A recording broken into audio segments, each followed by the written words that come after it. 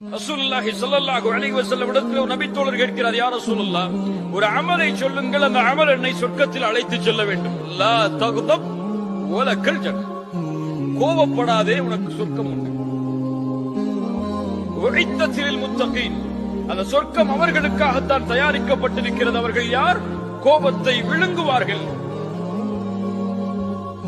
ரசூலுல்லாஹி ஸல்லல்லாஹு அலைஹி வஸல்லம் சொன்னார்கள், ரொம்ப அழகான ஹதீஸ், யார் ஒருவர் கோபத்தை கட்டுப்படுத்துகிறாரோ அதை வெளிப்படுத்துவதற்கு தகுதி இருந்தும், வெளிப்படுத்த முடியும் என்ற நிலைமை இருந்தும் யார் கோபத்தை கட்டுப்படுத்துகிறாரோ அல்லாஹ் ரப்புல் ஆலமீன் நாளை மறுமையில் படைப்புகளுக்கு முன்னால் அவரை அழைத்து சொல்லுவான், ஹூரிலின் பெண்ணில் எந்த பெண் உனக்கு தேவையோ எடுத்து செல்லும்.